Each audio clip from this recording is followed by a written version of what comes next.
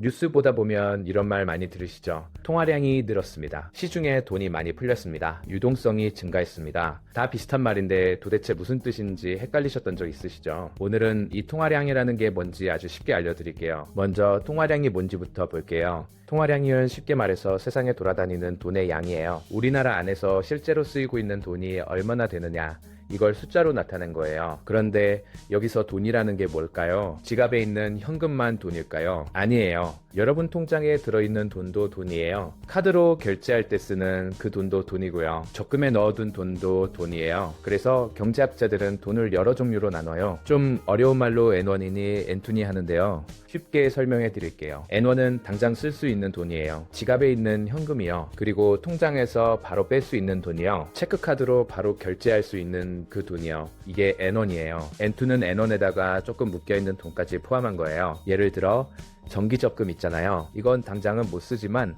해약하면 현금으로 바꿀 수 있잖아요. 이런 것까지 다 포함한 게 N2예요. 뉴스에서 통화량이 늘었다고 할 때는 보통 이 N2를 말해요. 자, 그럼 통화량이 늘어난다는 게 무슨 뜻일까요? 세상에 돌아다니는 돈이 많아졌다는 뜻이에요. 비유로 설명해 볼게요. 우리 경제를 하나의 놀이공원이라고 상상해 보세요. 이 놀이공원에서는 놀이기구 타려면 토큰이 필요해요. 토큰이 돈인 거예요. 처음에 놀이공원에 토큰이 1000개 있었어요. 사람들이 이 토크로 놀이기구 타고 간식 사고 했어요. 그런데 어느 날 놀이공원 사장이 토큰을 500개 더 만들어서 뿌렸어요. 이제 놀이공원에 토큰이 1500개가 된 거예요. 이게 통화량이 늘어난 거예요. 그럼 어떤 일이 벌어질까요? 토큰이 많아지니까 사람들이 놀이기구를 더 많이 타려고 해요. 간식도 더 많이 사려고 하고요. 그런데 놀이기구 개수는 그대로예요. 간식 가게도 그대로고요. 사려는 사람은 많아졌는데 물건은 그대로면 어떻게 될까요? 가격이 올라요. 예전에 토큰 2개로 탈 수 있던 놀이기구가 이제 토큰 3개를 내야 탈 수 있게 되는 거예요. 이게 바로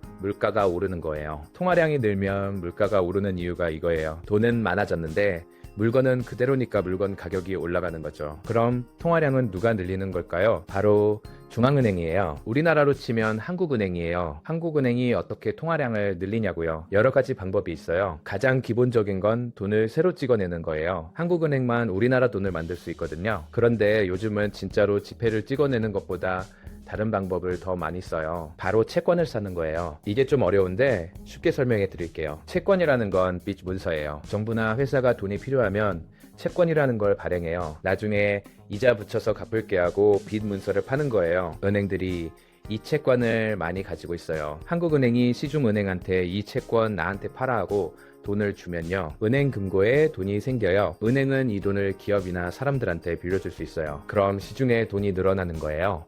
이렇게 중앙은행이 채권을 사서 시중에 돈을 푸는 걸 양적 완화라고 해요. 완화라는 건 풀어준다는 뜻이에요. 돈줄을 풀어준다는 거죠. 특히 2008년 세계 금융위기 때 미국이 이걸 엄청나게 했어요. 경제가 너무 안 좋으니까 금리를 거의 0%까지 내렸는데도 경기가 안 살아나는 거예요. 그래서 미국 중앙은행인 연준이 돈을 엄청나게 풀었어요. 달러를 마구 찍어낸 거나 마찬가지였죠. 코로나 때도 마찬가지였어요. 2020년에 코로나가 터지니까 경제가 멈춰버렸잖아요. 사람들이 밖에 못 나가고 가게들이 문 닫고 회사들이 힘들어지고요. 그래서 전 세계 중앙은행들이 돈을 엄청 풀었어요. 우리나라도 그랬고 미국도 그랬어요. 그 결과 어떻게 됐을까요? 돈이 많이 풀리니까 주식이랑 부동산 가격이 막 올랐어요. 돈은 많아졌는데 주식이랑 집은 갑자기 늘어나지 않잖아요. 그러니까 가격이 오른 거예요. 그리고 나중에는 물가도 많이 올랐어요. 2022년, 2023년에 전 세계적으로 물가가 엄청 올랐던 거 기억나시죠? 이게 다 그때 풀었던 돈의 영향이에요. 그래서 통화량이 늘어난다는 뉴스가 나오면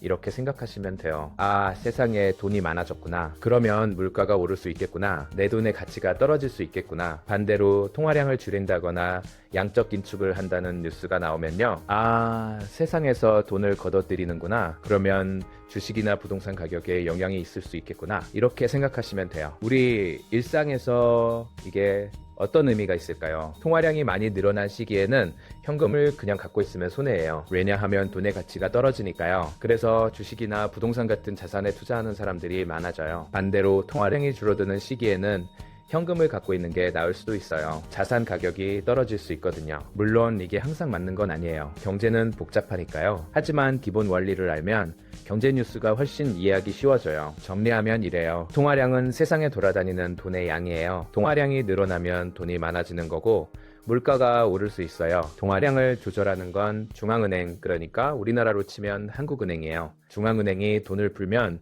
통화량이 늘고 돈을 걷어들이면 통화량이 줄어요. 앞으로 뉴스에서 통화량 유동성 양적 완화 이런 말 나오면 아, 세상에 돈이 얼마나 돌아다니는지에 대한 이야기구나 하고 이해하시면 돼요.